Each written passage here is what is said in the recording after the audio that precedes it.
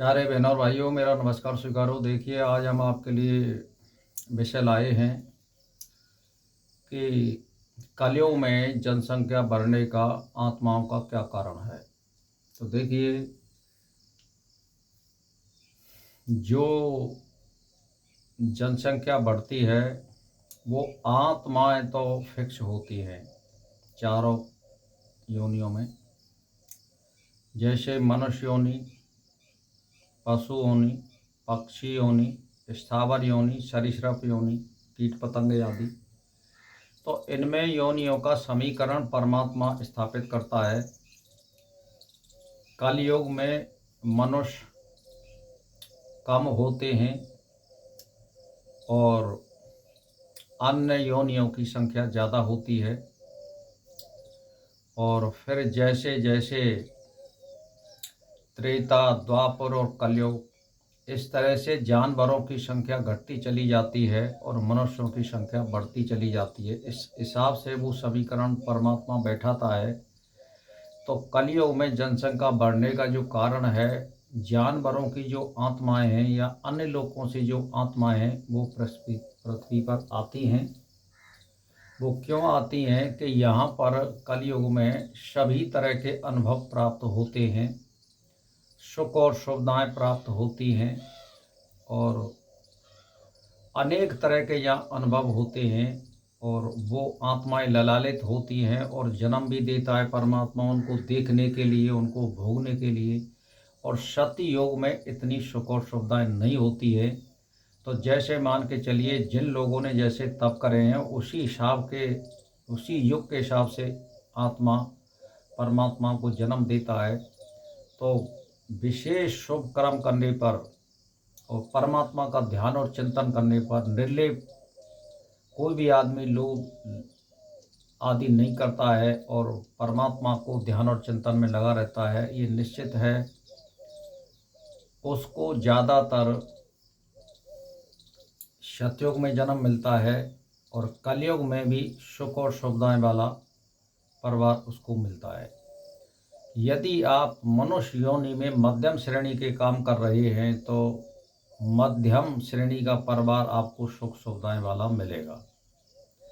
और यदि आप निम्न कोटि के कार्य कर रहे हैं तो आपको पशु पक्षियों योनियों में या अन्य लोकों में परमात्मा गिर देगा। ये तुम्हारे कर्मों का जो लेखा जोखा होता है, ये चित्त में संग्रहित होता है। पाप या पुण्य कोई भी हो, वहाँ पर इसमें बिल्कुल लिखित होता है और वो इस लिखित को परमात्मा जानता है कि क्या करता है और क्या नहीं किया है इसने। उसी के आधार पर, जैसे मान के चलिए आपने परीक्षा दी, अब ज़्यादा अंक देना या कम अंक देना वो परीक्षक के ऊपर होता है कि वो किस प्रकार दे सकता है। जैसे मान के चलिए आपने उत्तर सही दिया है और दूसरे ने भी उत्तर सही लिखा है, लेकिन उसकी लिखावट भी देखी जाएगी, उसकी भाषा भी देखी जाएगी और उसको लिखने का है वो ढंग भी देखा जाएगा। ऐसे हिसाब से कुछ अंतर हो जाता है। इसी प्रकार इसमें जो निर्णय लेने का जो मुख्य जो करता है वो परमात्मा है। हम आत्माएं जितनी भी हैं हम कर्म कर सकते हैं, उसी के आधार पर हमको ये जन्म मिलता है।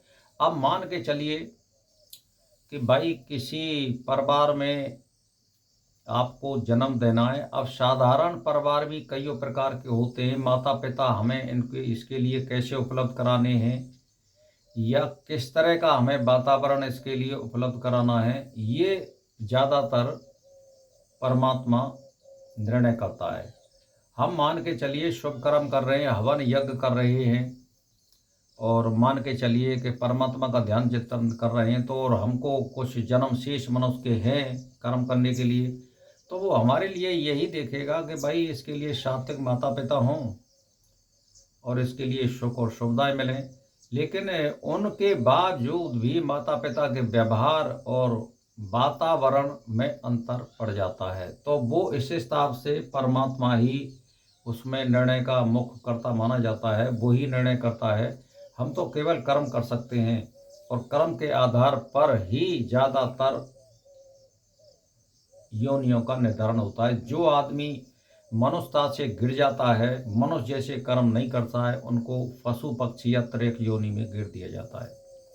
यदि आप किसी आदमी से द्वेषभाव करते हैं, लड़ाई झगड़ा करते हैं, तो आपकी पशु जैसी वृत्ति है। मनुष्य का मतलब होता है अपनी आत्मा को भी दुख नहीं देना, किसी दूसरे को भी दुख नहीं देना, और सबसे मिलजुल करके रहना, और जो परमात्मा ने हमको दिया है उसमें संतुष्ट रहना सीखिए। जो सुख सुविधाएं हमको दी हैं उसमें ही संतुष्ट रहिए। आपकी सामर्थ्य के अनुसार जो मिल रहा है उसको स्वीकार करिए। ज़्यादा यदि पछड़े में पड़ोगे और दुनिया को देख देख करके, भाई इस पे हवाई जहाज है, इस पे गाड़ी है, मुझ पे क्यों नहीं है, ये सब परमात्मा के पराधीन है। हमारे लिए जो सुख और सुविधाएं दी हैं हम उसको ही प्राप्त करें, इसी में संतुष्ट रहें। और हमारी जितनी सामर्थ्य हो, हम जितना हम कुछ कर सकते हैं दूसरे लोगों की हमें सहायता भी करनी चाहिए, क्यों उनमें भी परमात्मा का निवास होता है। पैसे से कर सकते हैं, धन से कर सकते हैं, या हम अपने शारीरिक मेहनत से कोई सहायता कर सकते हैं, या दिमाग से कर सकते हैं, या वातावरण से कर सकते हैं। किसी प्रकार से करिए। जीवों का कल्याण के हेतु आत्मा को सुधारने के लिए उपदेश करिए, उनको प्रेरित करिए, उनको बंधन में बांधिए, गलत कार्यों को रोकने के लिए उपदेश करिए। इस तरह से जो मानव होता है, इस मानव जन्म का मतलब यही होता है, खुद सुधरिए और दूसरों को सुधारिए। कोशिश करिए, सुधरना नहीं सुधरना उसके ऊपर बात होती है। तो आप आत्माओं का जो लेखा जोखा होता है, किस तरह से जनसंख्या बढ़ रही है, तो कलयुग में इस तरह से जनसंख्या बढ़ती है, क्योंकि पशु पक्षियों की योनियां घट रही हैं और मनुष्यों की संख्या बढ़ रही है।